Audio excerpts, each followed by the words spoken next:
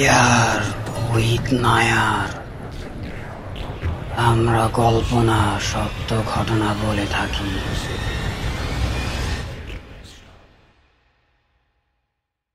প্রিয় লিসেনার্স, আসসালামু আলাইকুম। ফিয়ার উইথ নায়ার ইউটিউব চ্যানেলের বৃহস্পতিবারের রাত থার্সডে নাইটের 12 নম্বর এপিসোডে আপনাদের সবাইকে স্বাগতম। লিসেনার্স, আমি আশা করি আপনারা সকলেই অনেক বেশি ভালো এবং সুস্থ আছেন। প্রিয় লিসেনার্স, আপনাদের কাছে আমার একটাই অনুরোধ থাকবে, যখন আপনারা এই ঘটনাগুলো শুনবেন, আপনাদের পরিচিত যারা সত্যিকারের ভৌতিক ঘটনা শুনতে পছন্দ করে তাদের সাথে অবশ্যই আমাদের এই চ্যানেলের লিঙ্কটা শেয়ার করবেন। আর আমাদের এই ভিডিওতে একটা লাইক দেবেন। আপনার গুরুত্বপূর্ণ মন্তব্য অবশ্যই আমাদের কমেন্ট বক্সে জানাবেন। লিসেনার্স, আমরা কিন্তু ইতিমধ্যে ফিয়ার উইথ নায়ার ইউটিউব চ্যানেলের অফিসিয়াল ফেসবুক গ্রুপ খুলেছি, আর এই গ্রুপের লিঙ্ক এই ভিডিও ডিসক্রিপশনে দেওয়া আছে। আপনারা সেখানে যুক্ত হয়ে আপনাদের মতামত বা আমাদের ঘটনাগুলো নিয়ে যদি কোনো মতামত থাকে তাহলে আপনারা সেখানে পোস্ট করে বা কমেন্ট করে জানাতে পারবেন। আর লিসেনার্স, আপনারা কিন্তু ঘটনা পাঠাতে ভুলবেন না। আপনারা আমাদের ইমেইলে, আমাদের হোয়াটসঅ্যাপে এবং আমাদের ফেসবুক আইডিতেও কিন্তু আপনারা আপনার জানা বা আপনার সাথে ঘটে যাওয়া বা আপনার এলাকায় প্রচলিত আছে এমন কোনো সত্যিকারের ভৌতিক ঘটনা পাঠাতে পারবেন। আর আমাদের হোয়াটসঅ্যাপ নাম্বার, আমাদের ইমেল অ্যাড্রেস এবং আমাদের ফেসবুক আইডির লিঙ্ক কিন্তু এই ভিডিও ডিসক্রিপশনে দেওয়া আছে। লিসেনার্স, আজকে বৃহস্পতিবারের রাত থার্সডে নাইটের 12 নম্বর এপিসোডে আমি বেশ কিছু ঘটনা শেয়ার করব, আর আমি আশা করি এই ঘটনাগুলো আপনাদের অনেক বেশি ভালো লাগবে। লিসেনার্স, আমরা কিন্তু আজকের এপিসোডে একটা দারুণ একটা ভয়েস ক্লিপ রেখেছি আপনাদের জন্য। আর এই ভয়েস ক্লিপটা আমাদের পাঠিয়েছেন ময়মনসিংহের রোমান ভাই। লিসেনার্স, কিছুদিন আগে আমাদের ইউটিউব চ্যানেলে ঈদ স্পেশাল এপিসোডগুলো যে হয়েছিল, সেখানে রোমান ভাইয়ের একটা ঘটনা ঈদ স্পেশাল এপিসোড 2-এ প্রচার হয়েছিল। আর এই ঘটনাটি আপনারা সবাই শুনেছেন। ঘটনা নিয়ে আপনাদের মন্তব্য আপনারা কমেন্ট করেছেন। আর এই কারণে আমরা চেষ্টা করব রোমান ভাইয়ের থেকে আরও ঘটনা সংগ্রহ করে আপনাদের জন্য প্রচার করতে। আর এই এপিসোডে আরও বেশ কিছু ঘটনা আছে। আমি আশা করি সব ঘটনাগুলোই আপনাদের অনেক বেশি ভালো লাগবে। লিসেনার্স, আজকে 12তম এপিসোডে আমি প্রথম যে ঘটনাটি শেয়ার করব, এই ঘটনাটি আমি সংগ্রহ করেছি আয়শা মুনি আপুর কাছ থেকে। আর এই আয়শা আপুর একটা ঘটনা আমাদের ইউটিউব চ্যানেলের বৃহস্পতিবারের রাত থার্সডে নাইটের 8তম এপিসোডে প্রচার হয়েছিল। আর ওই ঘটনাটা শিরোনাম ছিল জোর পুকুরের বিভীষিকা। আপনারা যারা শুনতে চান লিসেনার্স, তারা কিন্তু আমাদের ইউটিউব চ্যানেলের প্লেলিস্টে গিয়ে বৃহস্পতিবারের রাত থার্সডে নাইটের প্লেলিস্ট থেকে এই ঘটনাটি শুনতে পারেন। দারুণ একটা ঘটনা ছিল লিসেনার্স। এই আয়শা মুনি আপুর গ্রামের বাড়ি হলো সিরাজগঞ্জ জেলার রায়গঞ্জ উপজেলার ধানগড়া ইউনিয়নের কোনো একটা গ্রামে। আর আজকে যে ঘটনাটি আমি আপনাদের সাথে শেয়ার করব, এই ঘটনাটি ঘটেছিল আয়শা মুনি আপুর বাবার সাথে। লিসেনার্স, আয়শা মুনি আপুর বাবা কিন্তু শুরুতে জিন বা ভূত বা অতি প্রাকৃত বা প্যারানর্মাল যে বিষয়গুলো, এগুলোতে সে আসলে বিশ্বাস করতো না। ওনার সাথে যখন এই ঘটনাটা ঘটে, এরপর থেকেই কিন্তু সে জিন ভূত বা প্যারানর্মাল যে বিষয়গুলো আছে এগুলোতে বিশ্বাস করতে থাকে। তো চলুন লিসেনার্স, ঘটনাটি শুরু করি। তো এই যে আয়শা মুনি আপু, ওনারা মূলত এক ভাই এক বোন। তো ওনাদের জন্ম হয় ঢাকাতে। 2000 সালের দিকে কোনো এক কারণে ওনারা ঢাকা থেকে গ্রামে আসে, আর তখন থেকে তারা গ্রামে বড় হতে থাকে। তো যাই হোক, এই আয়শা মুনি আপুর বাবার ওনার ব্যবসা ছিল, আর ব্যবসার কারণে উনি সাধারণত ঢাকাতে থাকতেন। তো এর মাঝে হয় কি লিসেনার্স, আপনারা জেনে থাকবেন সিরাজগঞ্জে কিন্তু তাঁত শিল্পের খুব বেশি প্রচলন আছে। আর এটা শুধু সিরাজগঞ্জে নয়, সারা দেশে কিন্তু সিরাজগঞ্জ থেকে যে লুঙ্গি বা শাড়ি, মূলত এই যে তাঁত শিল্পের যে বিষয়গুলা, এইগুলা সারা দেশেই রপ্তানি হয়। তো যাই হোক, একটা সময় হয় কি লিসেনার্স, আয়শা মুনি আপুর বাবা উনি চিন্তা করেন যে উনি গ্রামে আসবেন, আর গ্রামে আসার পর সে তাঁত শিল্পের ব্যবসা করবেন। তো যেই কথা সেই কাজ, উনি গ্রামে আসে। গ্রামে আসার পর ওনাদের যে জমি ছিল লিসেনার্স, আয়শা মুনি আপুর দাদার, তো এই জমি আয়শা মুনি আপুর বাবা আর তার চাচা এটা তারা নিজেদের ভিতরে ভাগাভাগি করে নেয়। ভাগাভাগি করার পর আয়শা মুনি আপুর বাবা আর তার চাচা দুজনেই তারা ঠিক করেন যে তারা দুজনেই এই তাঁত শিল্পের ব্যবসা করবে। তো এই কারণে তারা একটা ঘর উঠায়। মানে লিসেনার্স, আয়শা মুনি আপুর যে বাবা ছিল উনি আর তার যে চাচা, তারা দুজনেই কিন্তু তাদের জন্য একটা একটা করে ঘর ওঠায়। আর এই ঘরগুলো হচ্ছে তাঁত ঘর, আর এখানেই তারা তাদের ব্যবসা করতে থাকে। লিসেনার্স, তারা কিন্তু ছিল মহাজন, মানে তাদের অধীনে বেশ কিছু মানুষ, মানে 10 থেকে প্রায় 12 জনের মতো মানুষ এই তাঁত ঘরে কাজ করত। আর আজকের যে ঘটনা, এই ঘটনাটা হলো এই আয়শা মুনি আপুর বাবার যে তাঁত ঘরটা ছিল, এই তাঁত ঘরকে নিয়ে। লিসেনার্স, আপনাদের বোঝার সুবিধার্থে তাঁত ঘরের ছোট করে একটু বর্ণনা দিতে চাই। আর সেটা হলো, এই তাঁত ঘর ছিল, এই তাঁত ঘরের পেছনে ছিল বেশ কিছু গাছ, বড় বড় কিছু গাছ, এবং গাছের পেছনে ছিল চড়া। স্থানীয় ভাষায় ধান ক্ষেতকে চড়া বলা হয়। তো যাই হোক, এই তাঁত ঘর থেকে বেশ একটু দূরে ছিল আয়শা মুনি আপুদের থাকার ঘর। তো এইভাবেই চলতে থাকে। একটা পর্যায়ে হয় কি, আয়শা মুনি আপুর বাবা উনি খেয়াল করে যে তার যে তাঁত শিল্পের ব্যবসা, এটা থেকে আসলে তার আশানুরূপ কোনো একটা লাভ হচ্ছে না। এই কারণে সে এই ব্যবসাটা বাদ দেয়। বাদ দেওয়ার ফলে হয় কি লিসেনার্স, এই যে তাঁত ঘর ছিল এটার কিন্তু আর কোনো ব্যবহার হয় না, আর এই কারণে এটা পরিত্যক্ত অবস্থায় থাকে। তো যেহেতু এই তাঁত ঘর পরিত্যক্ত অবস্থায় থাকে, এরপর আয়শা মুনি আপুর বাবা উনি আবার ঢাকাতে আসে এবং ওনার যে আগের ব্যবসা ছিল সেটা সে করতে থাকে। তো একটা সময় গিয়ে এই যে তাঁত ঘর ছিল, এই তাঁত ঘরটা ছিল লিসেনার্স এক চালা এক একটা ঘর। আর এই তাঁত ঘরের যে চালাটা ছিল, এই চালা দিয়ে আয়শা মুনি আপুর বাড়িতে যারা ছিল তারা করে কি, ওয়াশরুমের যে ব্যবস্থা সেটা করে। মানে লিসেনার্স, এই তাঁত ঘরের যে চালা ছিল আর ওয়াশরুমের যে চালা, এটা ছিল একটাই চালা। মানে মাঝখানে ছিল একটা টিনের বেড়া, এরপরে ছিল ওয়াশরুম এবং তারপরে ছিল টয়লেট। তো যাই হোক, এই তাঁত ঘরটা কিন্তু এক পর্যায়ে গিয়ে একদম পরিত্যক্ত হয়ে যায়। এখানে দিনে হোক রাতে হোক কেউ সেখানে যায় না। আবার এই যে তাঁত ঘরের সাথে যে আয়শা মুনি আপুর চাচার যে তাঁত ঘরটা ছিল, সেটা তার যে কাজ, সেখানে যে শ্রমিকেরা ছিল লিসেনার্স, তারা কিন্তু তাদের যে কাজ তারা সেটা ঠিকভাবে করতে থাকে। তো যাই হোক, আয়শা মুনি আপুর যে বড় মা ছিল, বড় মা বলতে লিসেনার্স আপনারা সবাই জানেন যে গ্রাম অঞ্চলে কিন্তু চাচার স্ত্রীকে বড় মা বলা হয়। আবার অনেক সময় কিন্তু নিজের দাদিকেও কিন্তু বড় মা বলে। তো আয়শা মুনি আপু ওনার চাচিকে সে বড় মা বলে ডাকতো। তো ওনার বড় মা সে করতো কি, মাঝে মাঝে ওনাদের যে তাঁত ঘর ছিল যেটা পরিত্যক্ত, এই তাঁত ঘরের পাশে বসেই তার যে চরকি ছিল, এই চরকিতে সে সুতা কাটতো। দিনে বিভিন্ন সময়ে সে এখানে বসে বসে সুতা কাটতো। তো সে একটা সময় খেয়াল করে এই তাঁত ঘরের ভিতর থেকে মনে হচ্ছে বিভিন্ন ধরনের শব্দ আসে। তো প্রথম দিক দিয়ে এটাকে সে তার নিজের ভুল মনে করে। তো দিনের পর দিন এই শব্দটা মনে হচ্ছে বাড়তেই থাকে। তো এই শব্দটা যখন বাড়তে থাকে, তখন আয়শা মুনি আপুর বড় মা উনি একদিন এই তাঁত ঘরের ভিতরে যায়।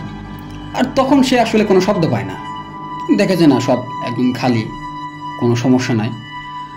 তো এরপর আবার একদিন সে যখন দিনের বেলা সেখানে সুতা কাটতেছিল চরকিতে, তখন আবার সে শব্দ শুনতে পায়। বিভিন্ন সময়, রাতের বিভিন্ন সময়ে এই শব্দটা মনে হচ্ছে আরও জোরে শোনা যায়। তো যখন এই শব্দ অনবরত চলতেই থাকে, তখন তারা স্থানীয় একটা হুজুরকে নিয়ে আসে। পরে হুজুর নিজের মতো করে ঝাড়ফুঁক করে বলতে লিসেনার্স, এই যে পরিত্যক্ত যে তাঁত ঘরটা ছিল সেখানে গিয়ে এসে নিজের মতো করে সূরা কালাম পড়ে। তো এরপরে বাড়ির সবাই আর সেভাবে শব্দটা হয়, এই শব্দ আর পায় না। লিসেনার্স, এটাই ছিল এই তাঁত ঘরে যে ঘটনা, এই ঘটনার সূত্রপাত। এরপরে যে ঘটনাটা ঘটে, এটা ঘটে আয়েশা মুনিয়াপুর বাবার সাথে। সাল তখন 2012তে আয়েশা মুনিয়াপুর বাবা উনি গ্রামে আসে ছুটি কাটানোর জন্য। তো লিসেনার্স, এই যে আয়েশা মুনিয়াপুর বাবা, উনি খুব ধার্মিক একজন মানুষ এবং উনি নিয়মিত 5 ওয়াক্ত নামাজ সহ তাহাজ্জুদের নামাজ, এই তাহাজ্জুদের নামাজ উনি ঠিক মতো পড়তো। মোট কথা লিসেনার্স, উনি ছিলেন একজন ধার্মিক মানুষ। 5 ওয়াক্ত নামাজ, তাহাজ্জুদের নামাজ, এই নামাজগুলো উনি সময় মতো আদায় করত। তো যাই হোক, উনি যখন গ্রামে আসেন, গ্রামে আসার পর একদিন রাত্রে উনি তাহাজ্জুদের নামাজ পড়ার জন্য ঘুম থেকে ওঠেন। আর ঘুম থেকে উঠে উজু করার জন্য উনি ওয়াশরুমে যান। তো ঘটনাটা আসলে তখনই ঘটে। উনি যখন উজু করে ওয়াশরুম থেকে বের হবেন, ওই সময়ে উনি শুনতে পান যে ওয়াশরুমের যে চাল আছে, এই চালের উপরে মনে হচ্ছে কেউ একজন শব্দ করে হাঁটতেছে এবং তার হাঁটার শব্দটা ছিল এরকম, অনেক ভারী যদি কোনো কিছু একটা টিনের চালের উপরে হাঁটলে যেমন শব্দ হবে, তেমনই শব্দ করে ওয়াশরুমের চালের উপরে কেউ একজন হাঁটতেছে। আর হাঁটার সময় দম দম মানে এরকম শব্দ হইতেছে। তো আয়েশা মুনিয়াপুর বাবা যখন এই শব্দটা খেয়াল করে, শুরুর দিকে সে এই শব্দটাকে আসলে সেভাবে নেয় না।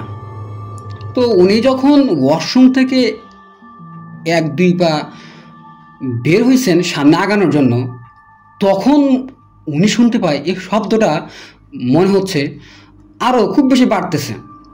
তো তখন সে এই শব্দটাকে আমলে নেয়। একটা সময় হয় কি লিসেনার্স, আয়েশা মুনিয়াপুর বাবা উনি খেয়াল করে উনি মনে হচ্ছে আর নড়তে পারতেছে না, মানে এক জায়গায় ফ্রিজ হয়ে গেছে। মানে সে সামনে পিছনে ডানে বামে কোনো দিকেই সে আর নড়তে পারতেছে না। এই সময় কিন্তু আয়েশা মুনিয়াপুর বাবা খুব বেশি ভয় পায় এবং তার তখন যে হৃদস্পন্দন লিসেনার্স, তখন এটা খুব বেশি বাড়তে থাকে। সেই সময় তার জানা যত দোয়া দরুদ, যত সূরা কালাম সে পারত, এগুলো সে পড়তে থাকে। এরপরে মনে হচ্ছে সে কোনোভাবেই নিজেকে সামনে বা পিছনে কোনো দিকে সে নাড়াতে পারতেছে না। ওইদিকে যে শব্দটা লিসেনার্স, এই শব্দ কিন্তু বাড়তেই থাকে। আর মনে হচ্ছে যে যে অবয়বটা বা যে বস্তুটা তার পিছনে আছে, এটা খুব বেশি রেগে যাইতেছে আস্তে আস্তে। আয়েশা মুনিয়াপুর বাবা উনি তার জানা যত দোয়া দরুদ, যত সূরা কালাম ছিল সবগুলোই পড়তে থাকে। তো এক পর্যায়ে আয়েশা মুনিয়াপুর বাবা খেয়াল করে যে উনি ওনার যে ঘাড়, এই ঘাড়টা উনি নাড়াতে পারতেছে। আর ওই সময়ে উনি পেছনে তাকায়, আর পেছনে তাকিয়ে সে আসলে যেটা দেখে, ওইটা দেখার জন্য আয়েশা মুনিয়াপুর বাবা হয়তোবা আর কোনো দিন সে চাবে না উনি রাত্রে পেছনে ফিরে এমন কোনো জিনিস দেখার জন্য। তো উনি যখন পেছনে তাকান, উনি দেখতে পান এই ওয়াশরুমে যে টিনের চাল ছিল, সেখানে অনেক বিশাল লম্বা এবং মোটা কালো একটা অবয়ব ওইটা দাঁড়িয়ে আছে এবং তার দিকে ভয়ানক একটা চোখে তার দিকে তাকিয়ে আছে। আয়েশা মুনিয়াপুর বাবা এটা তো দেখার পর উনি প্রচণ্ড জোরে একটা চিৎকার দেয় এবং এক চিৎকারে সে তার রুমে চলে যায়। তো লিসেনার্স, পরবর্তীতে যখন উনি রুমে যাওয়ার পরে বাড়ির যারা ছিল তারা যখন এই কথাটা জানতে পারে যে ওইখানে আসলে কি হয়েছে এবং আয়েশা মুনিয়াপুর বাবা কি দেখছে, এটা যখন উনি সবাইকে খুলে বলে, এরপরে বাড়ির সবাই তখন আসে এবং আসার পরে তারা সেখানে আর কিছু দেখতে পায় না। এই যে বাড়িতে যখন সবাই ছিল এর মাঝে কিন্তু এই যে আয়শামণি আপু সেও ছিল, আর 2012 সালে তখন সে 8ম শ্রেণীতে পড়তো। তো যাই হোক, যখন সবাই এখানে আসে এরপরে এখানে আসলে কাউকে কোনো অবয়ব বা হাঁটার যে শব্দ, এই শব্দগুলো আর কেউ পায় না। তো পরবর্তীতে আয়শামণি আপুর বাবা উনি জিন ভূত বা প্যারানর্মাল যে বিষয়গুলো এইগুলোতে বিশ্বাস করতে থাকে এবং ওই যে আয়শামণি আপুর যে বড় মা সে যে শব্দগুলো লিসেনার্স পেয়েছিল এই শব্দগুলোর সাথে এবং আয়শামণি আপুর বাবা যে বিষয়টা সে দেখলো এটার সাথে তারা কিন্তু একটা যোগসূত্র খুঁজে পায়। তো পরবর্তীতে যেন বাড়িতে আর কোনো ঝামেলা না হয় এর জন্য তারা স্থানীয় ভালো একটা হুজুরকে নিয়ে আসে এবং হুজুর যে তথ্যটা দেয় সেটা হলো এই যে তাঁত ঘরের যে জায়গাটা, পরিত্যক্ত জায়গাটা, এখানে নাকি অনেক আগে থেকেই একটা সমস্যা আছে। আর তাঁত ঘরটা যেহেতু এখন পরিত্যক্ত এই কারণে পিশাচ টাইপের কোনো কিছু একটা এই তাঁত ঘরে নাকি প্রতিদিন আসে। আর আয়শামণি আপুর বাবা ওই দিন যখন ওয়াশরুম থেকে বের হতে যায় তখনই সে এই অবয়বটাকে দেখে। আর সে যেহেতু লিসেনার্স ধার্মিক এবং পরহেজগার একজন মানুষ ছিল এই কারণে নাকি এই অবয়বটা আয়শামণি আপুর বাবাকে কোনো ক্ষতি করতে পারে না। তো হুজুর এসে ওই যে তাঁত ঘরটা ছিল সেটাকে সে বন্ধ করে দেয় এবং তার মতো দোয়া দরুদ এবং বিভিন্ন সূরা কালাম পড়ে সে পানি ছিটিয়ে দেয় এই তাঁত ঘরে। তো পরবর্তীতে আর কোনো সমস্যা হয় না, কোনো শব্দ বা কোনো অবয়বকে দেখা এটা আর কেউ দেখে নাই। লিসেনার্স, এটাই ছিল আসলে ঘটনা। আমি আশা করি এই ঘটনাটি আপনাদের অনেক বেশি ভালো লেগেছে। তো এই যে লিসেনার্স তাঁত ঘর, এই তাঁত ঘরের ছবি এবং একটা ভিডিও আয়শামণি আপু উনি যখন তার গ্রামের বাড়িতে যাবেন তিনি তখন তাঁত ঘরের ছবি এবং একটা ভিডিও আমাদের দিবেন এবং আমরা অবশ্যই আপনাদের জন্য আমাদের ইউটিউব চ্যানেলে পোস্ট করব এবং যদি আমরা ভিডিও পাই তাহলে ভিডিও কিন্তু আমরা আমাদের চ্যানেলে অবশ্যই আপলোড করব। তো লিসেনার্স, আমরা আশা করি আমাদের আজকের বৃহস্পতিবারের রাত থার্সডে নাইটের 12তম এপিসোডের প্রথম ঘটনাটি আপনাদের অনেক বেশি ভালো লেগেছে। তো চলুন লিসেনার্স, এখন আজকের এপিসোডের দ্বিতীয় ঘটনায় আমরা চলে যাই। আর দ্বিতীয় ঘটনাটি অনেক বেশি ভালো একটা ঘটনা এবং এটা একটা অডিও ক্লিপ। আমি আশা করি এই অডিও ক্লিপটা আপনাদের অনেক বেশি ভালো লাগবে।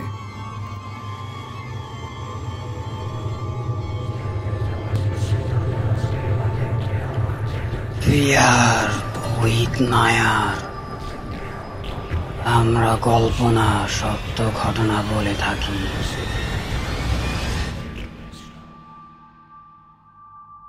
প্রিয় লিসেনার্স, আপনাদের সবাইকে আবারও স্বাগত জানাচ্ছি আজকে ফেয়ার উইথ নায়ার ইউটিউব চ্যানেলের বৃহস্পতিবারের রাত থার্সডে নাইটের 12তম এপিসোডের দ্বিতীয় ঘটনায়। লিসেনার্স, আপনারা যখন আমাদের এই ঘটনাগুলো শুনবেন তখন আপনারা অবশ্যই এই ভিডিওতে একটা লাইক দেবেন এবং আপনাদের গুরুত্বপূর্ণ মন্তব্য কমেন্ট বক্সে জানাতে ভুলবেন না।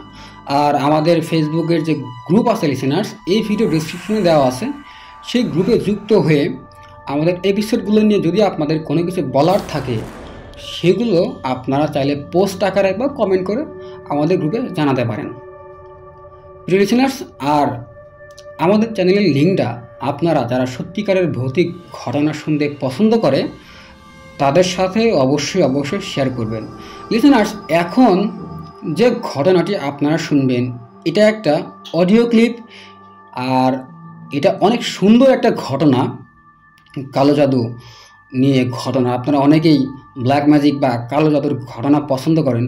আর এই ঘটনাটি আমাদের দিয়েছেন ময়মনসিংহ রোমান ভাই। ওনার ঘটনা বলা স্টাইল এবং ওনার যে ঘটনা বলার ধরন এটা অনেক সুন্দর এবং আমি আশা করি আপনারা রোমান ভাইয়ের এই ঘটনা অনেক বেশি পছন্দ করবেন। ঘটনাটি যেহেতু কালো জাদু নিয়ে, তাই এই ঘটনার সমস্ত চরিত্রকে ছদ্মনাম হিসেবে ব্যবহার করা হয়েছে। চলুন ঘটনাটি শুনে নেওয়া যাক। আসসালামু আলাইকুম। আশা করি আল্লাহর রহমতে ভালো আছেন এবং সুস্থ আছেন। আমার নাম রোমান, আমি ময়মনসিংহ থেকে বলছি। আর এখন যে ভাইয়ের ঘটনা শেয়ার করব তার ছদ্মনাম দিচ্ছি ডলার। ডলার ভাই জিনে ধরা রোগীদের সুস্থ করার কাজগুলো করে থাকেন।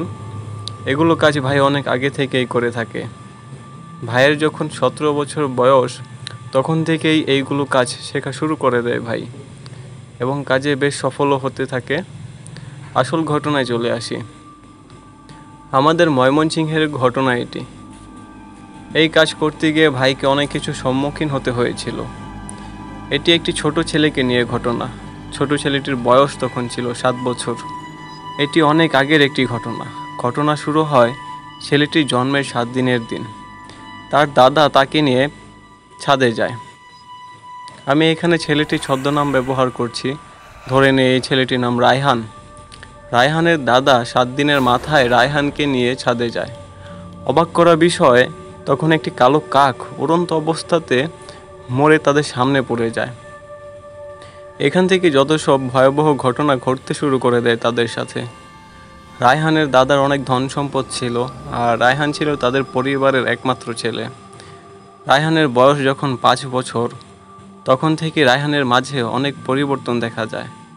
রায়হান এই 5 বছর বয়সে এক বসাতে পুরো একটি খাসির মাংস খেয়ে ফেলতে পারত, অথবা 7টি মুরগি খেয়ে ফেলতে পারত। যদি খাবার না দেওয়া হতো, রায়হান বাসায় ভাঙচুর শুরু করে দিত, চিৎকার চেঁচামেচি শুরু করে দিত। পরিবারের সবাই বুঝে গিয়েছিল যে রায়হানের সাথে কী ঘটেছে। রায়হানের দাদা মৃত্যুর আগ পর্যন্ত রায়হানের পিছনে রায়হানকে সুস্থ করার জন্য অনেক টাকা খরচ করে। অনেক কবিরাজ আলেম দেখিয়েছে, বিভিন্ন জায়গায় ঘুরেছে, কিন্তু কেউ তাকে সুস্থ করতে পারেনি। আর তার উপর থেকে তো আরও আছেই, প্রতিদিন খাসির মাংস, মুরগির মাংস, এগুলো ছিল খুবই ব্যয়বহুল। এভাবে তার দাদা রায়হানের পিছনে তার অর্ধেক সম্পদ বিক্রি করে দেয়। রায়হানের দাদা একদিন মারা যায়। এরপর থেকেই রায়হানের বাবা ঘোষণা করে দেয় যে রায়হানকে যদি কেউ সুস্থ করতে পারে তাহলে তাকে 10 লাখ টাকা পুরস্কার দেওয়া হবে। ডলার ভাই কিন্তু এগুলো জানতো না। ডলার ভাইয়ের এক বন্ধু তাকে বলে যে একটি কাজ আছে, দেখ কাজটি করবি কিনা। তো তার বন্ধু তাকে নিয়ে যায় রায়হানদের বাসায়, আর সমস্ত ঘটনা শুনতে শুরু করে ডলার ভাই। এই ঘটনাগুলো বলতে গিয়ে রায়হানের মা এক পর্যায়ে কেঁদে ফেলে। তার সাথে রায়হানের দাদি এবং তার বাবার চোখ দিয়ে পানি গড়িয়ে পড়তে শুরু করে। রায়হানের মা মায়া মমতা আবেগ ভরা কণ্ঠে কাঁদতে কাঁদতে ভাইকে বলেছিল, রায়হানই আমাদের একমাত্র সন্তান, তাদের আর কোনো সন্তান নেই, এবং রায়হানই এই বংশের একমাত্র প্রদীপ। ভাই, আমার সন্তানটাকে বাঁচান, আমাদের সন্তান না থাকলে আমরা কি নিয়ে বাঁচব, ভাই আমার সন্তানটাকে বাঁচান। কাঁদতে কাঁদতে রায়হানের মা এগুলো বলছিল ভাইকে। আর রায়হান তখন তার মার পাশে দাঁড়িয়েছিল। কি মায়া ভরা চেহারা রায়হানের, দেখে আদর করতে মন চাইবে এমন একটি মিষ্টি ছেলে রায়হান। তখন ভাইয়ের চোখের কোণাতেও পানি চলে আসে।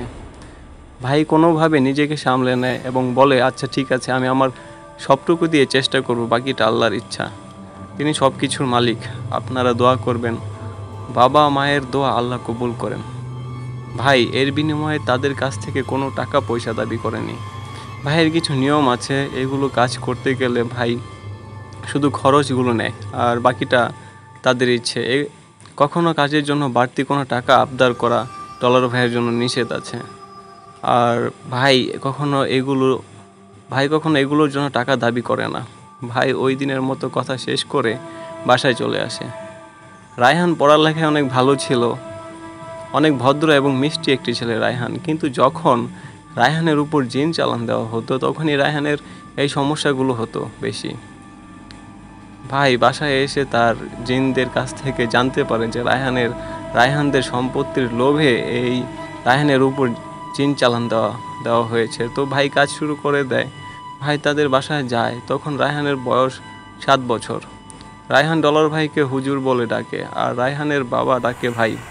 ডলার ভাই যখন রায়হানকে সামনে বসিয়ে নিজের মতো কাজ করছিল, তখনই রায়হান ডলার ভাইকে হঠাৎ করে বলে ওঠে যে, কিরে নবাবের জাত, দেখতাছস না, খাড়ায় খাড়ায় দেখতাছসটা কি, মাংস আন, মাংস আন, মাংস খামো, অনেক ক্ষুধা পাইছে আমার, মাংস আইনা দে। তো ডলার ভাই রায়হানের বাবাকে বলে যে আপনি রায়হানকে খাসির মাংস এনে দেন। তো রায়হানকে এনে দেওয়া হলো 1 কেজি খাসির মাংস। তখন ডলার ভাইয়ের সামনে পুরো একটি পাতিল মাংস ছোট মানুষটা খেয়ে ফেললো। ভাই তখন নিজের মতো করে কাজ করছিল। তার কয়েকদিন পরেই ভাইয়ের কাছে রায়হানদের বাসা থেকে ফোন আসে, ভাইকে জরুরিভাবে ডাকা হয়। রায়হানের অবস্থা নাকি ভালো না, তাই তাড়াতাড়ি করে বাসায় যায় আর দেখে রায়হান খিঁচুনি দিয়ে মোচড়ামুচড়ি করছে, দাঁতে দাঁত লেগে গেছে, অবস্থা খুবই খারাপ রায়হানের।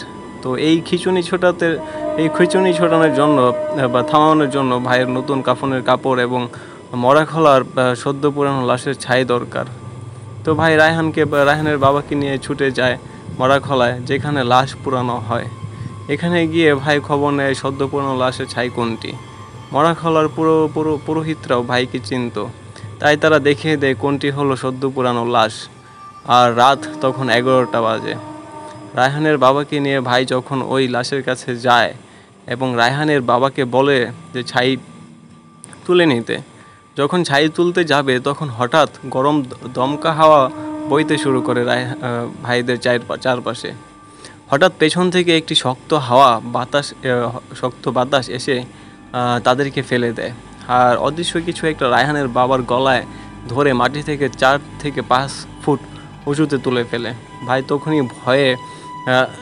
ভাই তখনই কিছু সূরা পড়তে শুরু করে। যত কিছুই হোক, আমিও রক্ত মাংসের মানুষ। ভাইয়ের ভয়ের কারণে মুখে সূরা আসছিল না, তাও কোনোভাবে সূরা পড়ে ফু দেয় আর রায়হানের বাবাকে ছেড়ে দেয়।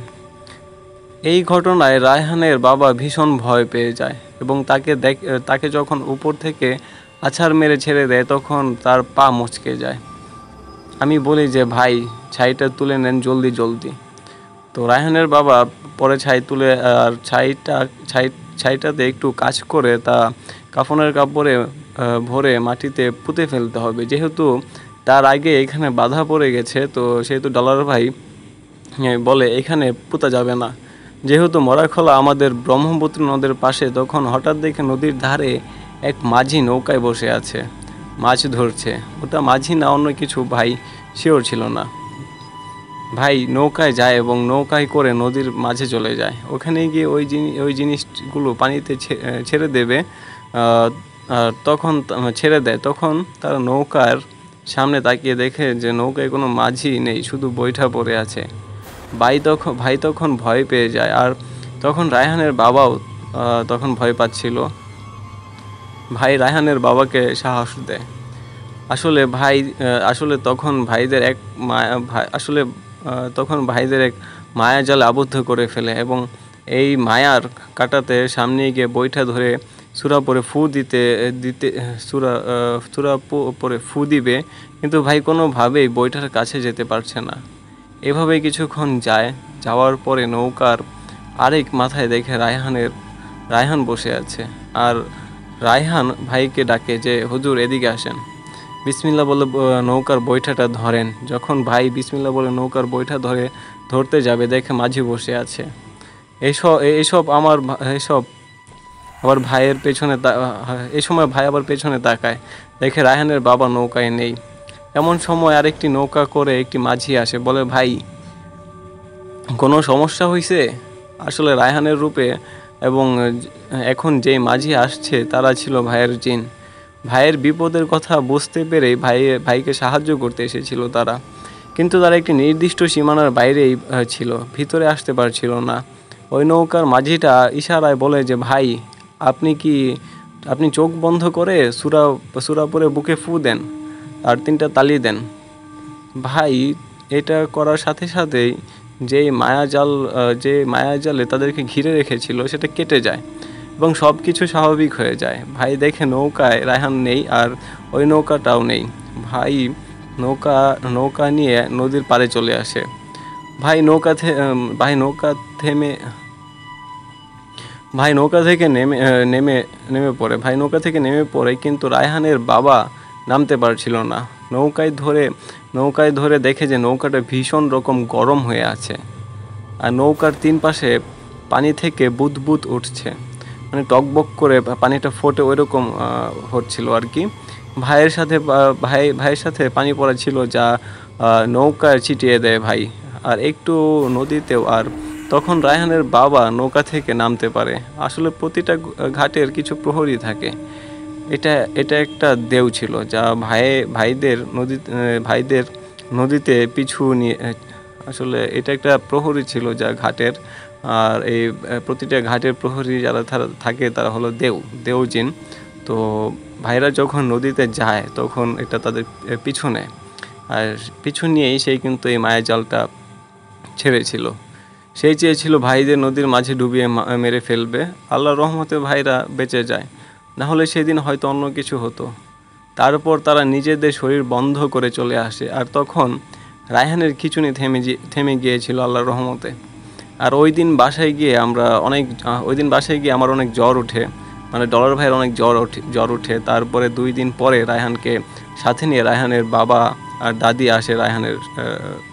রায়হানের দাদি আর বাবা 2 দিন পরে রায়হানকে নিয়ে ডলার ভাইদের বাড়ির সামনে আসে। আমি তখনও অসুস্থ ছিলাম, মানে ডলার ভাই তখন অসুস্থ ছিল।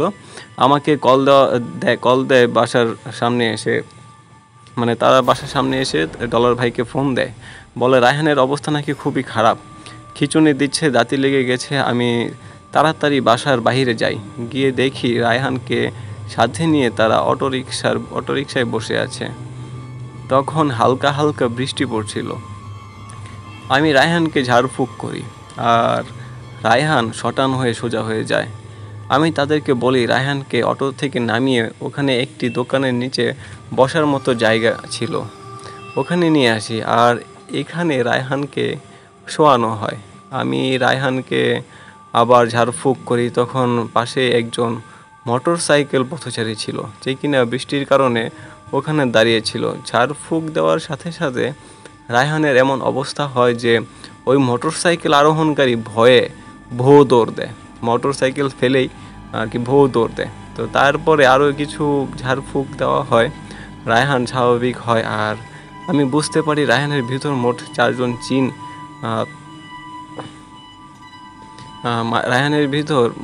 জন জিন দ্বারা পজেসড আছে রায়হান। আমি তখন তাদের বলি সমস্যা কিছুক্ষণের জন্য দূর করা হয়েছে। পেছনে ফিরে যখন বাসায় আসবো তখন হঠাৎ করে আমার কাঁধে হাত দিয়ে শক্ত করে ধরে ফেলে রায়হান।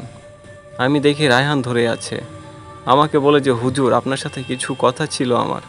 আমি ভাবলাম যাক এবার কোনো সুরাহা করা যাবে। আমি সবাইকে বললাম আপনারা একটু দূরে চলে যান, আমি ওর সাথে কিছু কথা বলি। আমারও তখন খারাপ লাগছিল, কারণ এত ছোট একটা বাচ্চা, এর উপর আবার 4টা জিন পজেস্ট করে আছে, বা 4টা জিন চালান দেওয়া হয়েছে, এত কষ্ট দিচ্ছে যা বলার বাইরে ছিল।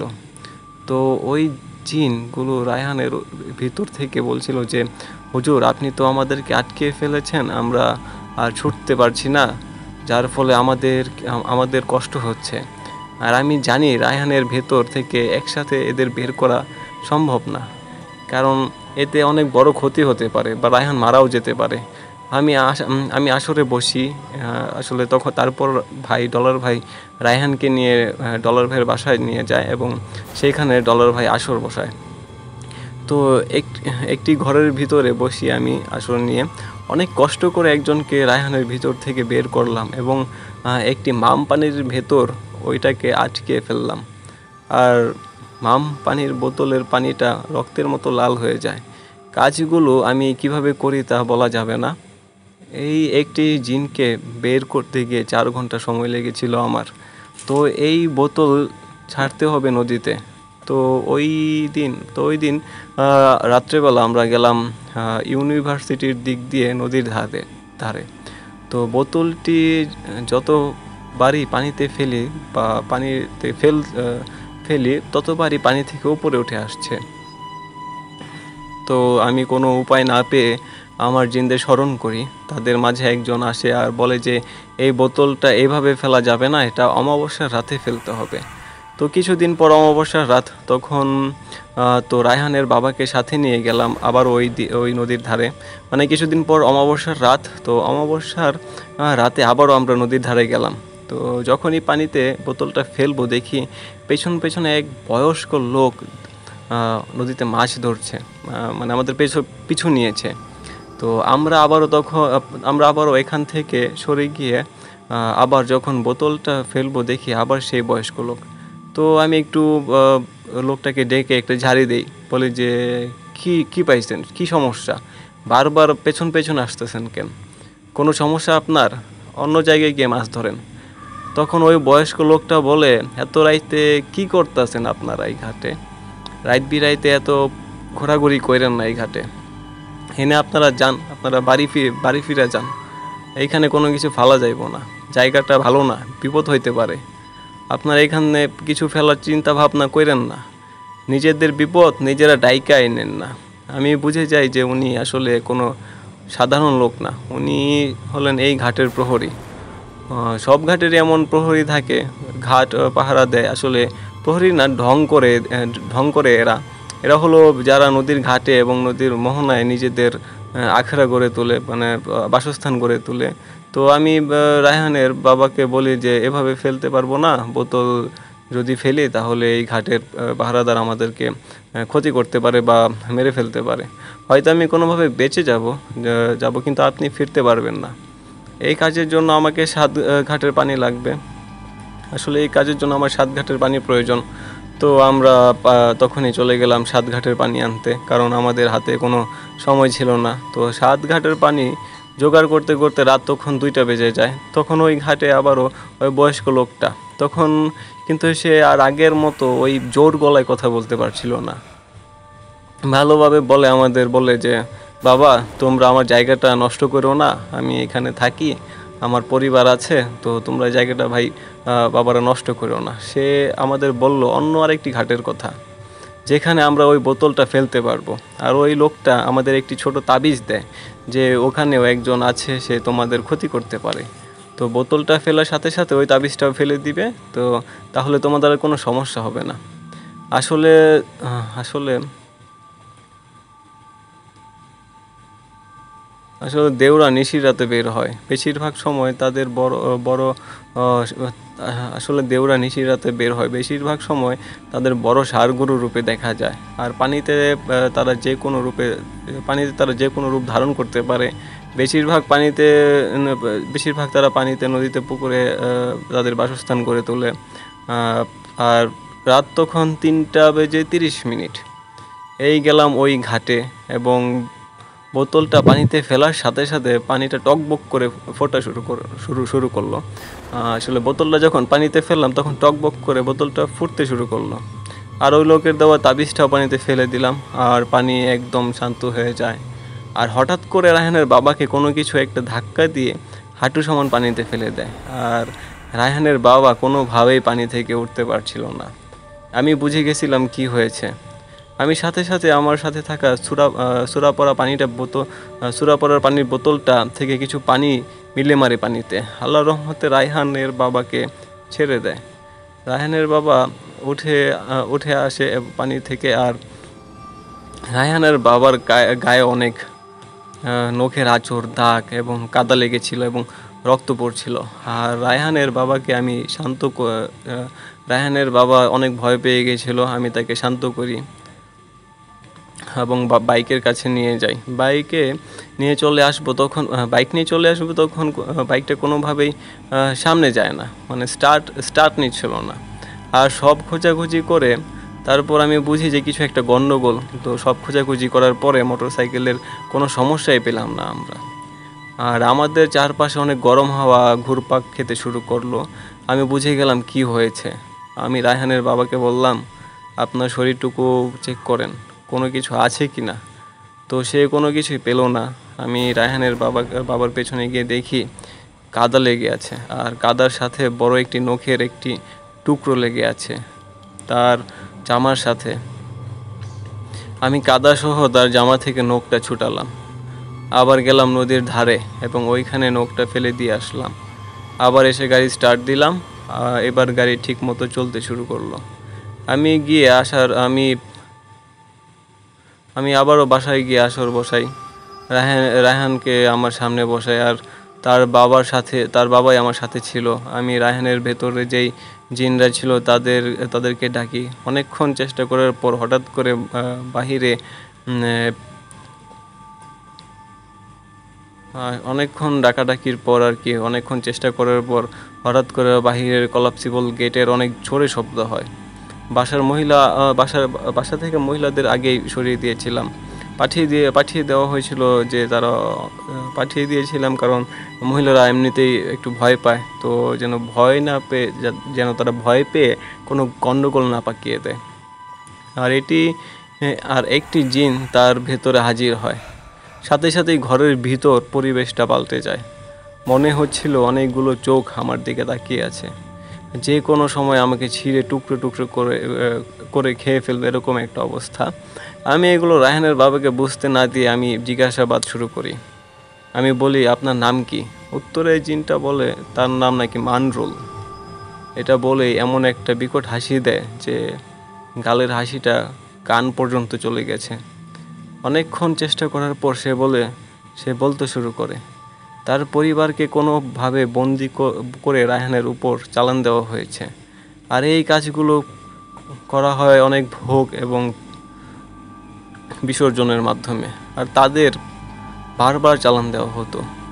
আসলে জিন চালান দেওয়া অনেক রিচুয়াল আছে, এই মানরুলকেও কোনো এক মাধ্যমে চালান দেওয়া হয়েছিল। আসলে ঘটনা পুরো ডিটেলস সহকারে বলতে গেলে হয়তো অনেক সময় লাগবে, আর ঘটনার মাঝে অনেক ঘটনা লুকানো থাকে যা খুবই ভয়ঙ্কর, যা হয়তো আপনারা বিশ্বাস করবেন না। আমাদের মতো কিছু লোক যা দেখে তা আপনারা দেখতে পারেন না, শুনতে পারেন না, বুঝতে পারেন না। পুরো ঘটনা অনেক কিছু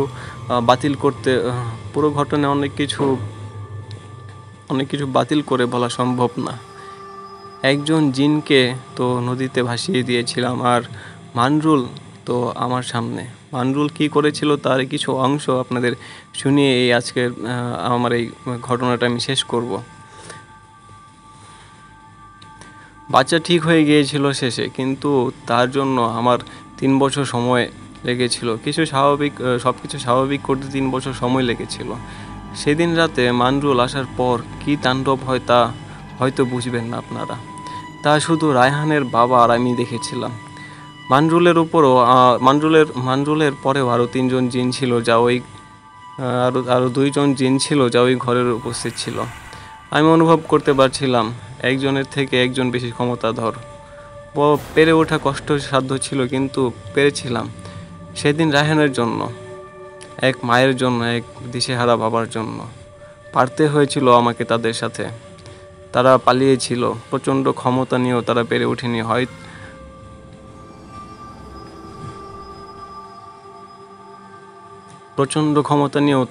ওঠেনি। হয়তো নিয়তি লিখে রেখেছিল অন্য কিছু। তিনি চেয়েছিলেন, উপরওয়ালা চেয়েছিলেন, তাই পেরেছিলাম। মানরুল আসার পর এক বিকট মোটা গলায় হাসি দেয়, যা শুনলে সবারই পিলে চমকে যাবে। মানরুল এসেই বলতে শুরু করে, কিরে, তোর কলিজা তো কম না, আমার সাথে পাঙ্গা নিস? তোদের কি জীবনের মায়া নাই?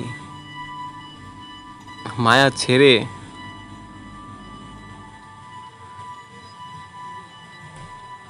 তো মানরুল যখন কথা বলতে শুরু করে তখন এমন একটা বিকট হাসি দেয় এবং বলতে শুরু করে, কিরে তোর কলিজা তো কম না, আমার সাথে পাঙ্গা নিস? তোদের কি জীবনের মায়া নেই? আর মায়া করে কি এখন হবে? জীবন নিয়ে তো ফিরতে পারবি না। আসলে মানরুল আমাকে ডিস্ট্র্যাক্ট করার চেষ্টা করছিল, আর মানরুল ছিল অনেক ক্ষমতাবান জিন। আমি মানরুলকে বলি, এই নিষ্পাপ বাচ্চাটা কি করেছে তোর? কেন বা তার জীবন নিয়ে এরকম ছিনিমিনি খেলছিস বা এত কষ্ট দিচ্ছিস বাচ্চাটাকে? মানরুল বলে, আমার ওকে জন্মের পরেই ভালো লেগেছিল, তাই ওকে সঙ্গে করে নিয়ে যাব। রাজা নবাব রাজা নবাব বানাবো ওকে আমি। তোরা কি বুঝবি না পাকি, তোদের রক্তে মিশে গেছে।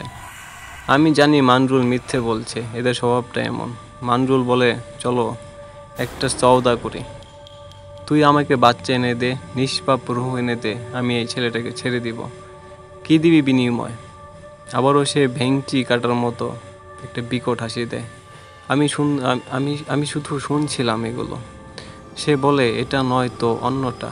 এই কথাটা আমার মাথায় ট্রিগার করে।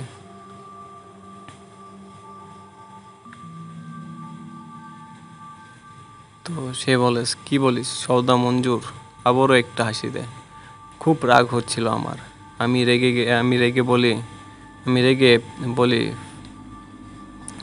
বলে ফেলি, ডটডটের বাচ্চা, আয় আমার সামনে আয়, সাহস থাকলে আয়। এরপর ঘটে এক অভাবনীয় ঘটনা, যা অনেকের হয়তো বিশ্বাস হবে না। তারপর আমি গাড়ি স্টার্ট হওয়ার পরে আমি বাসায় যাই। বাসায় গিয়ে রায়হানকে আমার সামনে বসিয়ে আসর বসাই এবং রায়হানের বাবা আমার পাশেই বসেছিল।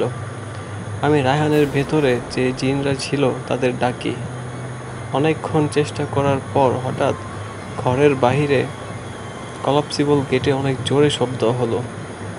বাসার মহিলাদের আগে অন্য জায়গায় সরিয়ে দেওয়া হয়েছিল যেন তারা ভয়ে আতঙ্কে কোনো ভুল না করে বসে।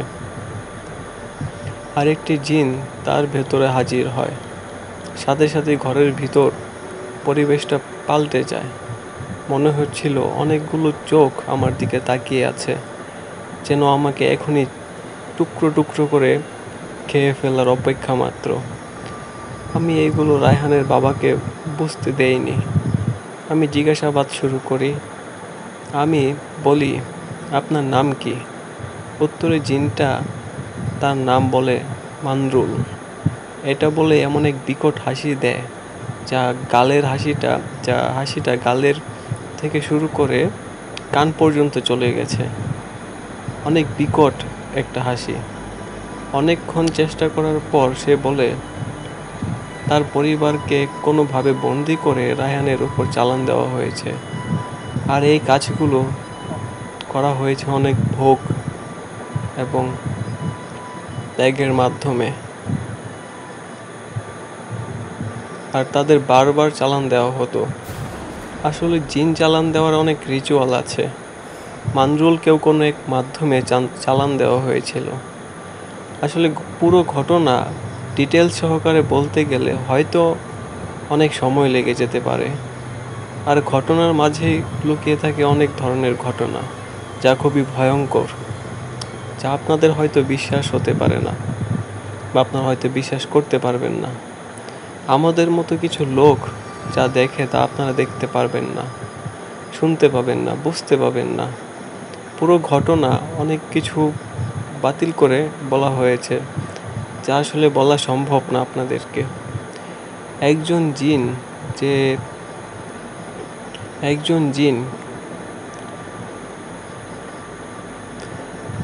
জিনকে তো নদীতে ভাসিয়ে দিয়েছিলাম, আর মানরুল তো আমার সামনে।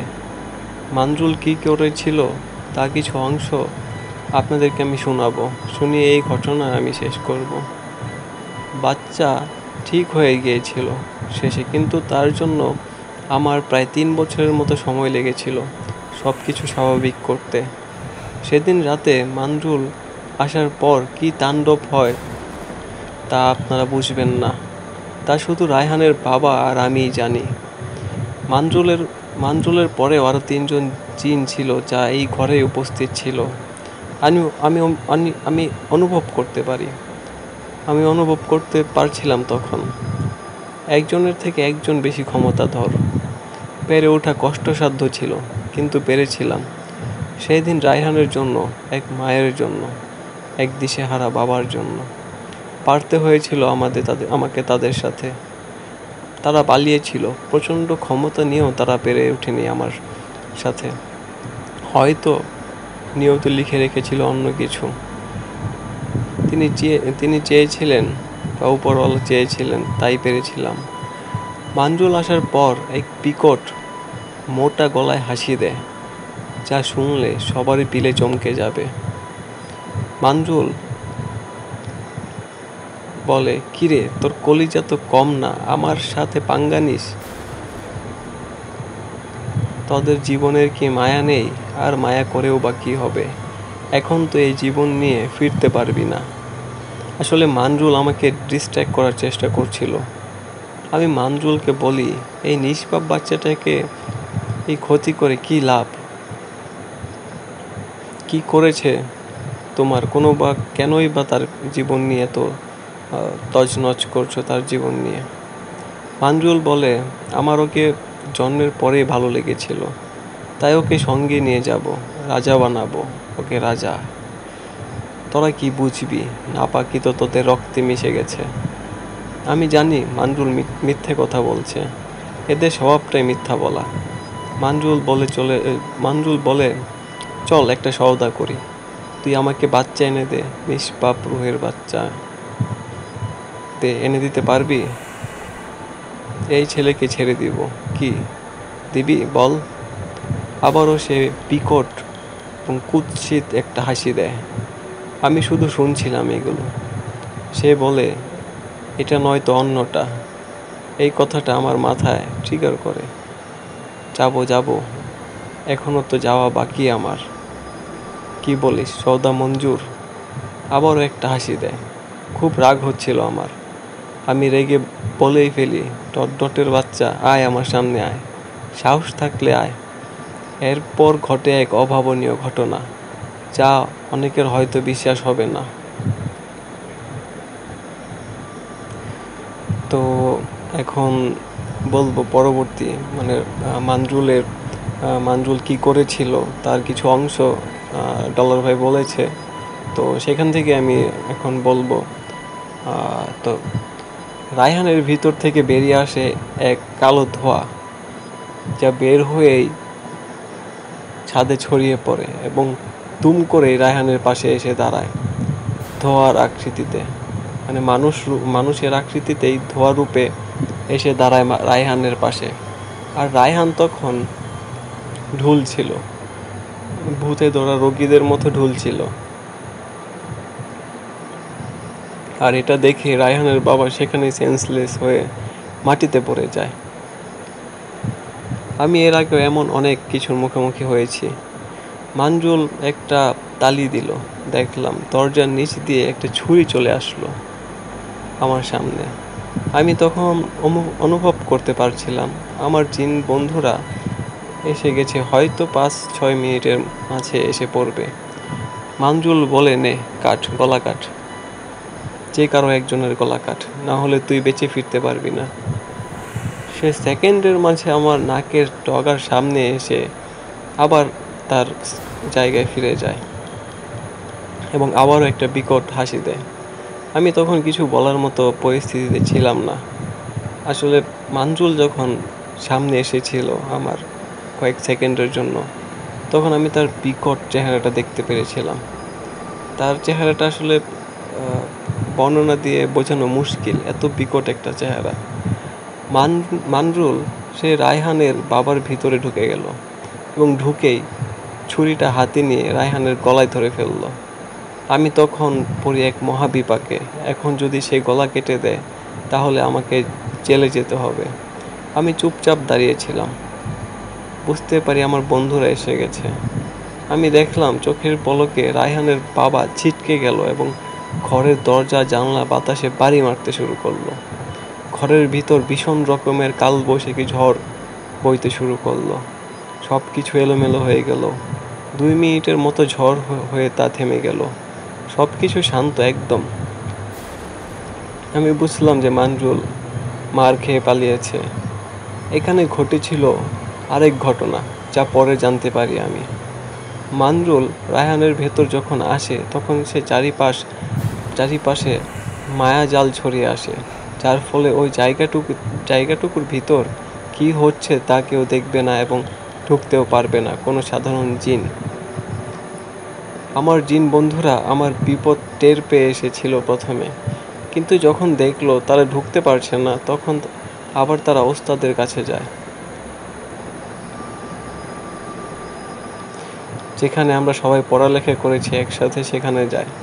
সেখানে আমাদের ওস্তাদ আছে, সেখানে গিয়ে ওস্তাদকে সব জানায় এবং তিনি কিছু তদবির করে একটা পানি দেয়, যা দিয়ে মায়া জালটা ভেঙে ফেলে তারা এবং ভেতরে ঢুকে সে পানি মানজুলের গায়ে ছুটতে থাকে এবং তাই রায়হানের বাবা ছিটকে পড়েছিল এবং ভিতরে ঝড় হচ্ছিল। এক পর্যায়ে সে মানজুল পালিয়ে যায় সেখান থেকে।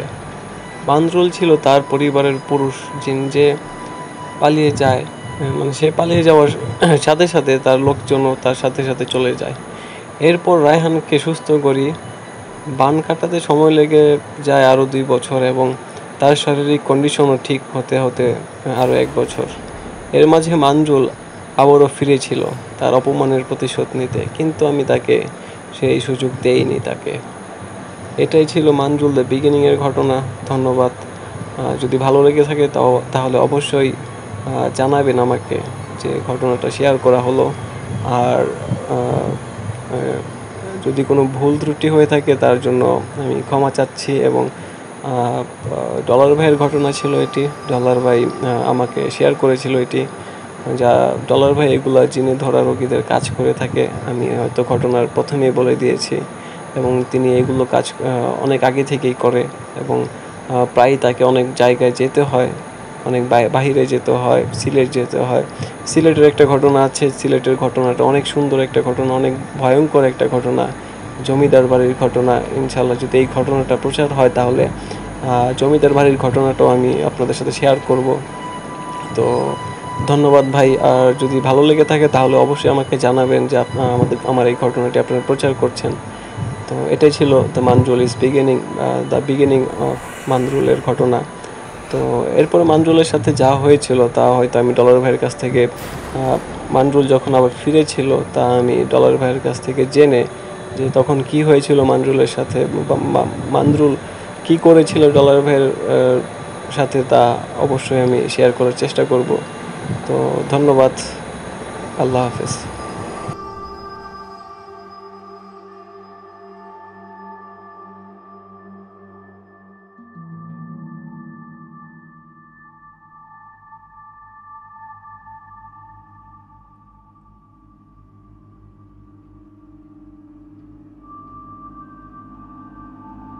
প্রিয় লিসেনার্স, কেমন লাগলো ঘটনাটি? আমি আশা করি লিসেনার্স এই ঘটনাটি আপনাদের অনেক বেশি ভালো লেগেছে। ঘটনাটি ছিল কালো জাদু নিয়ে একটা ঘটনা। আর এই যে রোমান ভাই, তার কাছে বেশ কিছু ঘটনা আছে এবং তিনি সেই ঘটনাগুলো সংগ্রহ করে আমাদের দিবেন ইনশাল্লাহ। আর আমরা কিন্তু অবশ্যই সেই ঘটনাগুলো আপনাদের জন্য আমাদের এই চ্যানেলে প্রচার করব। তো লিসেনার্স, ঘটনাটি আপনাদের কেমন লেগেছে অবশ্যই আপনারা আমাদের যে ফেসবুক গ্রুপ বা এই ভিডিওর কমেন্ট বক্সে জানাতে পারেন। তো চলুন লিসেনার্স, আজকে ফেয়ার উইথ নায়ার ইউটিউব চ্যানেলের বৃহস্পতিবারের রাত থার্সডে নাইটের 12তম এপিসোডের আরও একটা সত্য ঘটনায় চলে যায়।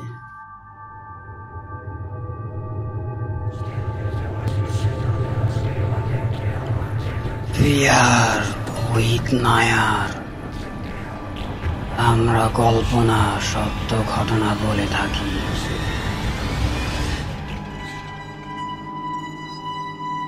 আবারও স্বাগত জানাচ্ছি প্রিয় লিসেনার্স, আজকে ফেয়ার উইথ নায়ার ইউটিউব চ্যানেলের বৃহস্পতিবারের রাত থার্সডে নাইটের আরও একটা সত্য ঘটনায়। লিসেনার্স, আপনারা অবশ্যই আমাদের এই ভিডিওতে একটা লাইক দিবেন। আর যারা সত্যিকারের ভৌতিক ঘটনা শুনতে পছন্দ করেন তাদের সাথে এই চ্যানেলের লিঙ্কটা শেয়ার করবেন। প্রিয় লিসেনার্স, এখন আমি যার ঘটনা শেয়ার করব তাকে আপনারা সকলেই চিনেন এবং তার ঘটনা আমরা প্রায় প্রত্যেকটা এপিসোডে প্রচার করি। লিসেনার্স, এই যে ঈদ চলে গেল, এই ঈদ স্পেশাল এপিসোডে কিন্তু তার একটা ঘটনা ছিল, ভয়ানক একটা অ্যাম্বুলেন্সের ঘটনা। সে আমাদের সবার প্রিয় সাজ্জাদ নূর শোভন ভাই। আর এই শোভন ভাইয়ের বাসা পাবনা জেলার রাধানগরে। উনি সবসময় আমাদের ঘটনা পাঠান, ওনার ঘটনাগুলো অনেক বেশি ভালো হয়। আপনারা শুনেন, তার ঘটনাগুলো কমেন্ট করে জানান কেমন লেগেছে আপনাদের। তো আজকে যে ঘটনাটি সাজ্জাদ নূর শোভন ভাই আমাদের দিয়েছেন, এটা হচ্ছে আনোয়ার হুজুরের ঘটনা। আর এর আগে যে ঘটনাটি ছিল সেটাও কিন্তু আনোয়ার হুজুরের ঘটনা। আর আনোয়ার হুজুরের বাড়ি হলো পাবনা জেলার আটঘরিয়া উপজেলায়। উনি মূলত একজন রাকি। রাকি মানে লিসেনার্স, উনি এই যে জিন ভূত বা প্যারানর্মাল বিষয়গুলোর কারণে মানুষ যে অসুবিধায় পড়ে, এই বিষয়গুলা রাকি তারা কিন্তু এই তাদের চিকিৎসা করে থাকে। তো এই যে আমাদের শোভন ভাই, উনি সত্যি ভৌতিক ঘটনা সংগ্রহ করার জন্য কোনো একজন রাকিকে খুঁজতে থাকে। তো খুঁজতে খুঁজতে উনি আনোয়ার হুজুরকে পায়।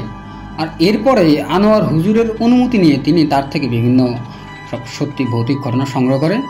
এরপর শোভন ভাই তার সংগ্রহ করা এই ঘটনাগুলো আমাদের সাথে শেয়ার করে, আর আমরা আপনাদের সামনে উপস্থাপন করি। লিসেনার্স, এখন যে ঘটনাটি আমি আপনাদের সামনে উপস্থাপন করব, এই ঘটনাটি খুব বেশি পুরাতন নয়। এই 2024 সালের এপ্রিল মাসের ঘটনা। আর এই ঘটনাটি ঘটেছিল একটা ছেলের সাথে।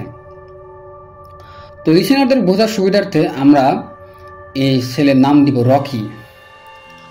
তো হুজুরের সাথে যখন আমাদের শোভন ভাই কথা বলে, তখন কথার শুরুতেই সে বলে এই রকিকে নাকি একটা পিশাচ ধরেছিল। তো যাই হোক, হুজুর যেভাবে শোভন ভাইয়ের সাথে ঘটনাটা শেয়ার করেছে, আমরা ঠিক সেভাবেই আপনাদের সামনে উপস্থাপন করার চেষ্টা করব। তো সেদিন ছিল পয়লা বৈশাখ, আর রকির বাড়ি ছিল কোনো একটা গ্রামে। এই রকি সারাদিন তার বন্ধুদের সাথে ঘোরাফেরা করে। তো তাদের মধ্যে একটা ছেলে বলে যে চল আজকে ওই গ্রামে আমরা আম খাবো, ওইখানে আমি অনেক আম দেখছি, আজকে গিয়ে রাত্রে আমরা আম পারবো, সেখান থেকে আমরা আম খাবো। তো এইভাবে যখন বলে, তারা সবাই বন্ধুরা মিলে একটা টাইম ঠিক করে রাত্রে। তো সেদিনের মতো তারা বাড়ি চলে যায়। রাত্রে তারা সবাই একসাথে হয়, একটা নির্দিষ্ট জায়গায় তারা আসে। তারা তখন গ্রাম পার হয়ে বিলের মধ্য দিয়ে পাশের গ্রামে যায়। রাত্রে তারা যখন সেই গ্রামে যাইতেছিল লিসেনার্স, তখন কিন্তু তারা বিভিন্ন ধরনের গল্প করতে থাকে। আর মাঠের ভিতরে বড় একটা বট গাছ ছিল, তারা যে মাঠ দিয়ে যাইতেছিল। আসলে ঘটনাটা এখানেই ঘটে। মূল যে ঘটনাটা ঘটে লিসেনার্স, সেটা আসলে এই যে বট গাছ, এই বট গাছকে কেন্দ্র করে। তখন তারা যখন হাঁটতেছিল মাঠের ভিতর দিয়ে, তারা তখন দেখতে পায় এই বট গাছের নিচে নতুন লাল কাপড় দিয়ে মনে হচ্ছে এই বট গাছটা বাঁধা আছে। আর পাশেই একটা তেলের প্রদীপ জ্বলতেছে। তারা এটা দেখে তখন অনেক বেশি অবাক হয় যে এইখানে জনশূন্য একটা জায়গায় আগুনই বা কেন জ্বলে, আর এই বট গাছটাই বা কেন নতুন লাল কাপড় দিয়ে বাঁধা। যেহেতু তাদের বয়স কম ছিল লিসেনার্স, আর গ্রামের ছেলে ছিল, এই কারণে তারা কোনো কিছুই না ভেবে করে কি, এই যে লাল কাপড় দিয়ে বট গাছটা পেঁচানো ছিল, এই কাপড়টা বট গাছ থেকে খুলে দেয়। আর খুলে দিয়ে পাশে যে আগুন জ্বলতেছিল কোনো একটা প্রদীপে, এই আগুন দিয়ে এই কাপড়টা পুড়িয়ে দেয়। আর এই কাজটা করে রকি। তো তারা আগুন লাগিয়ে দিয়ে সেখান থেকে চলে আসে, মানে তারা যেখানে আম পাড়তে যাইতেছিল সেখানে যায়।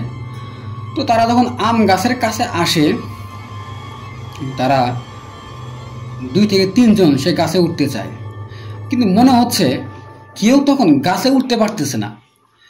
কোনো একটা অদৃশ্য অবয়ব মনে হচ্ছে তাদের বাধা দিতেছে, এবং তারা কোনোভাবেই গাছে উঠতে পারতেছে না। এই যে রকি লিসেনার্স, এই রকি ছিল অনেক জেদি। তো সে করে কি, যে কোনোভাবেই আম গাছে ওঠে।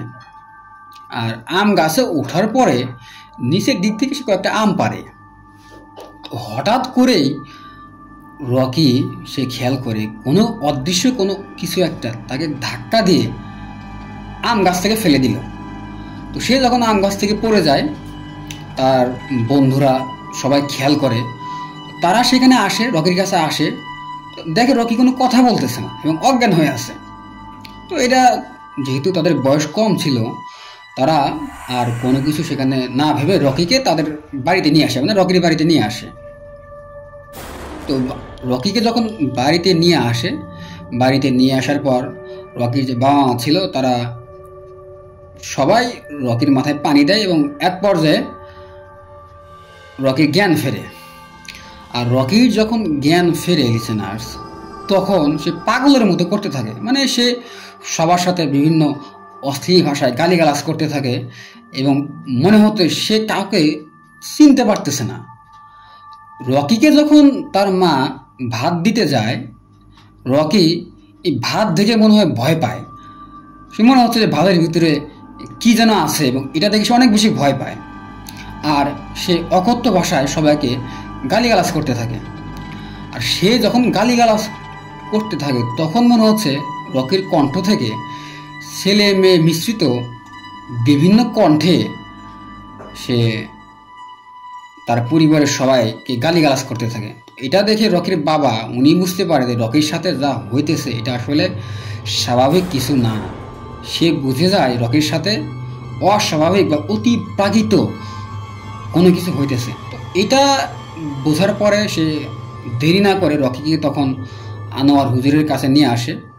তো আনোয়ার হুজুর রকিকে দেখে বলে দেয় যে রকিকে এক পিশাচ আক্রমণ করছে, আজ বাড়ি নিয়ে যান, আমি কালকে আপনাদের বাসায় যাব।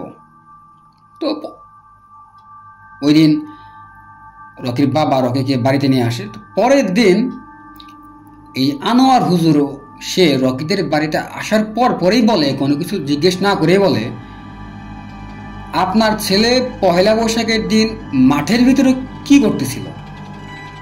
এইভাবে হুজুর যখন রকির বাবাকে বলে, তো রকির বাবা আসলে কিছু বুঝতে পারে না যে হুজুর আবার কি বলে।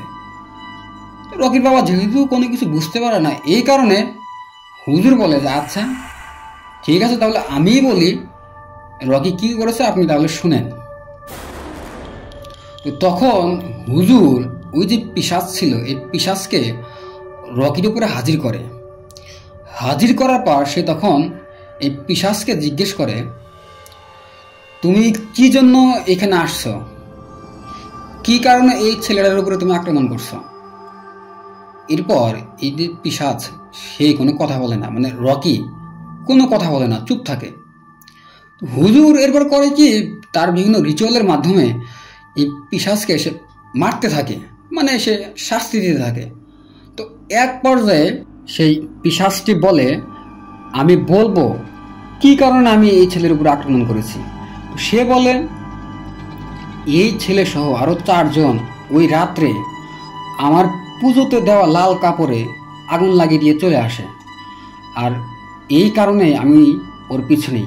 আর যেহেতু এই ছেলেটাই সেখানে আগুন লাগিয়েছিল, এই কারণে ওকে আমি ধরি, আর প্রথমে ওরে আমি গাছ থেকে ফেলে দিই। আর ও যখন ভাত খেতে যায় তখন ভাতকে আমি পোকা বানিয়ে দিই। পোকা যখনও দেখে, পোকা দেখার পরে ও ভয় পায়, আর এই কারণে ও ভাত খাইতে পারে না। রকির মুখ থেকে পিশাচের কণ্ঠে যখন রকির বাবা মা এই কথাগুলো শুনতে পায়, তখন কিন্তু তারা রকির উপর অনেক বেশি রাগান্বিত হয়। তো যাই হোক, হুজুর তখন পিশাচকে বলে, তুই এই ছেলেকে ছেড়ে চলে যাবি, আর কখনোই এই ছেলেকে বিরক্ত করবি না। তো পিশাচটা তখন বলে যে না, আমি কোনোভাবেই যাব না, ও আমার পুজোতে দেওয়া কাপড়ে আগুন দিছে, আমি কোনোভাবে ওকে ছাড়বো না। হুজুর তখন তাকে বলে যে তুই যদি না যাস তাহলে তোকে আমি মেরে ফেলবো। তো এই যে পিশাচটা, তখন হুজুর যখন এই পিশাচকে বিভিন্নভাবে শাস্তি দিতে থাকে, তখন এই পিশাচটা রাজি হয় এবং সে বলে, আমাকে একটা কালো খাসি দিতে হবে, তাহলে আমি ওকে ছেড়ে চলে যাব। হুজুর তখন বলে, না, তোকে কিছুই দেব না, আর তুই যদি না যাস আমি তোকে এখনই মেরে ফেলবো। তো লিসেনার্স, হুজুর যখন এই কথাগুলো বলে তখন হুজুরের সাথে যে জিনগুলো ছিল, বিশেষ করে নানা জিন, লিসেনার্স নানা জিন নিয়ে আমি এখানে একটা কথা বলি। এই যে আনোয়ার হুজুর, ওনার নানাও কিন্তু ছিল একজন রাকি, আর ওনার নানার কাছ থেকেই আনোয়ার হুজুর একটা জিন পায়, আর এই জিনটা নানা জিন নামে আনোয়ার হুজুরের কাছে পরিচিত। তো যাই হোক, এই নানা জিন তখন হুজুরকে বলে, হুজুর আপনি ওর সাথে বেশি ঝামেলা করেন না, ওকে একটা খাসি দিয়ে দেন। তো নানা জিন যখন এই কথা বলে, আর এই কথাটা যখন হুজুর এই রকির পরিবারের সবার সাথে শেয়ার করে, তখন তারা সবাই একটা ফাঁসি দিতে রাজি হয়। তো এই পিশাচ তখন বলে 4 দিন পরে রাত 12টার দিকে এই 4 বন্ধু সহ রকিকে সহ ওই বট গাছের নিচে ফাঁসিটা দিয়ে আসতে হবে। তো হুজুর এটা শুনে অবাক হয় যে 4 জনকেই কেন যেতে হবে, আর সবাইকেই কেন একসাথে যেতে হবে, যেহেতু ওরা ছোট ছিল। তো হুজুর বলে তাদেরকে কেন যেতে হবে, তুই কি তাদের কোনো ক্ষতি করবি? সেই পিশাচ তখন বলে না, কোনো ক্ষতি করব না, কিন্তু তাদেরকে যেতে হবে। তারা খাসি কিনে নিয়ে এসে তারা সেখানে দিবে। তো তারা তখন রাজি হয়। তো হুজুর করে কি, তাদের বাড়িতে বড় যারা ছিল তাদেরকে বলে যে তারা ওই দিন খাসি দিবে, ঠিক আছে, তারা যাবে, তোমরা তখন তাদের পিছনে থাকবা যেন তাদের কোনো ক্ষতি না হয়।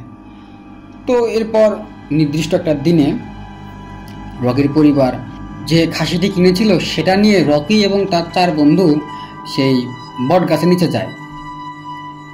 তো লিসেনার্স, তারা যখন এই খাসিটা দিয়ে বট গাছের সাথে বেঁধে দিয়ে আসতেছিল, তখন তারা রকি সহ তার 4 বন্ধুই খেয়াল করে যে তাদের পেছন থেকে মনে হচ্ছে অদৃশ্য কেউ একজন বাঁশ জাতীয় কোনো কিছু দিয়ে তাদের পিঠে আঘাত করতেছে। তো এটা যখন হয়, তারা সবাই একসাথে চিৎকার দেয় এবং চিৎকার দিয়ে তারা মাটিতে শুয়ে পড়ে। আর তাদের চিৎকার শুনেই তাদের পাশে বড়রা যারা ছিল তারা এগিয়ে আসে। তো এরপর তারা তাদের নিয়ে যায়। এই যে ঘটনাটা যখন হয়, তাদেরকে যখন পেছন থেকে আঘাত করা হয়, এটা কিন্তু রকির পরিবার সহ বাকি যারা ছিল তারা সবাই আনোয়ার হুজুরকে বলে। তো আনোয়ার হুজুরকে ডাকা হয়। হুজুর তখন বলে যে না, এটা আসলে কিছুই হয় নাই, একটু রাগ ছিল, এই কারণে ওই পিশাচটা ওদের একটু আঘাত করেছে, পরবর্তীতে ওই কোনো সমস্যা করবে না। তো লিসেনার্স, আসলে পরবর্তীতে আর কোনো সমস্যা হয় না, ওই 4 বন্ধু সহ রকির সাথে আর কোনো সমস্যা হয় না। লিসেনার্স, এটাই ছিল ঘটনা। আমি আশা করি লিসেনার্স এই ঘটনাটি আপনাদের অনেক বেশি ভালো লেগেছে। গ্রামের একটা ঘটনা। অনেক সময় কিন্তু লিসেনার্স আমরা শুনে থাকি যে বট গাছের নিচে বা বিভিন্ন শ্মশানে বা বিভিন্ন পরিত্যক্ত কোনো জায়গায় অনেকেই অনেক কিছু দিয়ে থাকে, ভোগ স্বরূপ বা অনেকেই দেয় এটা লিসেনার্স। কারণ অনেকেই বিশ্বাস আছে যে এখানে এটা দিলে, এটা করলে বা এটা বলি দিলে, এটা ভোগ দিলে তাদের মনের বিভিন্ন আশা পূরণ হবে। তো যখন আমরা আমাদের সামনে এই বিষয়গুলো দেখব কোনো কারণে, তখন আমাদের উচিত হবে যে এগুলোর কোনো ক্ষতি না করা। মানে একজন যদি দেয় দিক, সেটা আমরা ধরবো না, আমরা কোনো কিছু করব না, আমাদের মতো আমরা পাশ কাটিয়ে চলে আসব। আমরা চেষ্টা করব এসব থেকে সবসময় নিজেকে দূরে রাখতে। তো লিসেনার্স, আশা করি আজকের এই ফেয়ার উইথ নায়ার ইউটিউব চ্যানেলের বৃহস্পতিবারের রাত থার্সডে নাইটের 12তম এপিসোডের সব ঘটনাগুলোই আপনাদের অনেক বেশি ভালো লেগেছে। এবং লিসেনার্স, আপনারা কিন্তু আমাদের ঘটনা পাঠাতে ভুলবেন না। আপনারা আমাদের ঘটনা পাঠাতে পারবেন আমাদের ইমেলে, আমাদের হোয়াটসঅ্যাপ নাম্বারে এবং আমাদের ফেসবুকে। আমাদের ইমেল অ্যাড্রেসটা হলো fearwithnair@gmail.com। আর আমাদের হোয়াটসঅ্যাপ নাম্বার এবং আমাদের যে ফেসবুক অ্যাকাউন্টের লিঙ্ক, এগুলো কিন্তু এই ভিডিওর ডেসক্রিপশনে দেওয়া আছে। প্রিয় লিসেনার্স, আপনারা কিন্তু অডিও কল বা অডিও ক্লিপ অথবা টেক্সটের মাধ্যমেও হোয়াটসঅ্যাপ বা ফেসবুক আইডিতে মেসেঞ্জারে গিয়ে আমাদের ঘটনা পাঠাতে পারবেন। তো আজ এই পর্যন্তই। পরবর্তীতে ইনশাল্লাহ আবারও এক থার্সডে নাইট বৃহস্পতিবার রাতের এপিসোডে আপনাদের সাথে দেখা হবে। সেই পর্যন্ত সকলেই ভালো থাকবেন, সুস্থ থাকবেন, নিজের খেয়াল রাখবেন। আসসালামু আলাইকুম, আল্লাহ হাফেজ।